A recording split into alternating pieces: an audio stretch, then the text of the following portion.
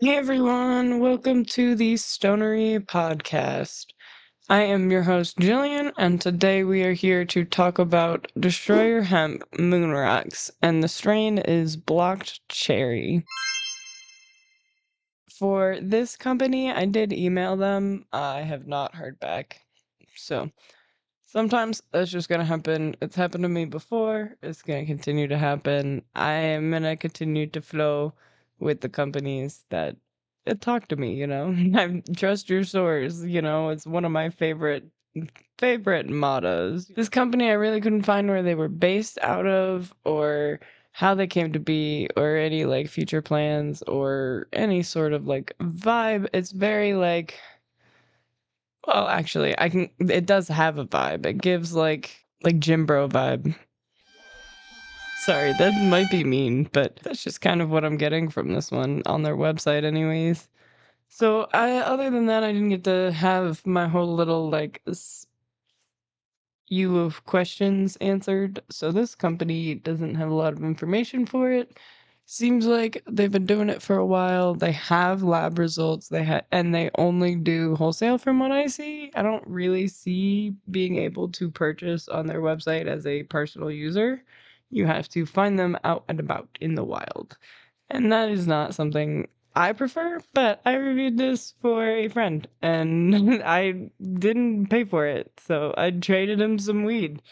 And so here we are. Let's go into just strain specifics. For this one, I want to talk about what a moonrock is before I go further.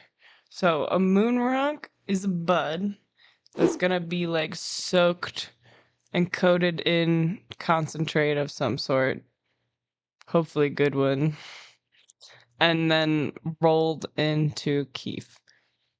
They're really high potent, really heavy hitting, really one of those things that really should only come out at parties. Like, I don't even know if there's a medicinal purpose for this. You can't really control the terpenes or anything like that. This one's definitely more of like the party version, if that makes sense. And most people choose to break it up with like your hands. They don't like to use grinders for them. It can get really sticky and messy and you have to clean it a ton. I use one of those like single chamber grinders sometimes and that's fine, but again, like you have to clean it. It's gonna get sticky and messed up. All right, for this one, for the appearance, I gave it a 4 out of 5. There, it looks nice, but it also was a little bit yellowy. The bud itself, when you cut into it, you could also see the layer of keef and concentrate on the bud, which was really cool.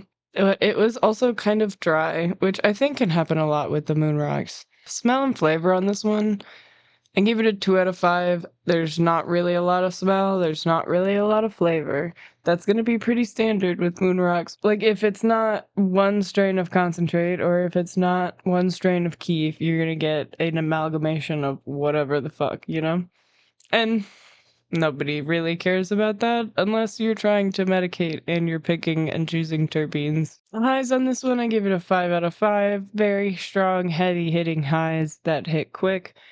I really enjoyed this one. After all the dabs and stuff, I need the moon rocks right now to get high, but I just really need to take a tolerance break and back off for a bit. That's not gonna happen with all the weed I have right now, though. It's okay, I'm having a blast. For this one, the medicinal properties, I gave it a 2 out of 5. Moon rocks aren't my choice for medicine. They're a little too heavy hitting. Unless you're getting blocked cherry bud soaked in blocked cherry concentrate rolled in blocked cherry keef, you're not going to be able to pinpoint what terpenes are in it and what it can do for you. And most of the time, it's just not going to be that same strain in the concentrate and the keef.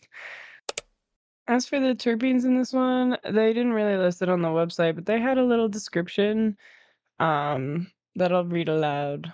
Bold cherry, ice cold power, Locked Cherry Snow Edition brings a refreshing fruit-forward experience with subtle earthy undertones and a smooth frosty finish.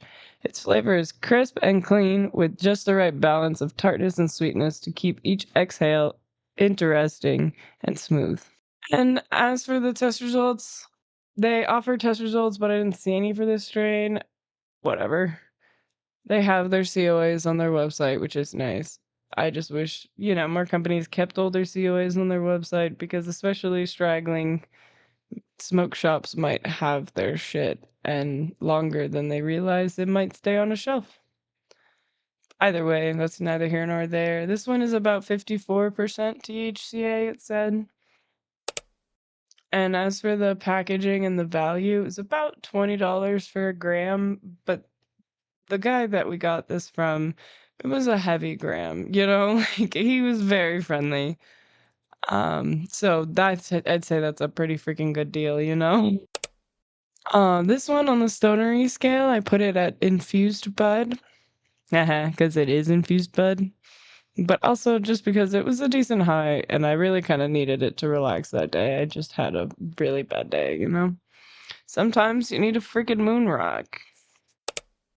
Alright, this one was probably really short, and I apologize for that, guys, but thank you for listening until the end, and please check me out on all the other platforms. Leave me a like, leave me a follow, leave me a subscribe, leave me a DM, whatever you want to do.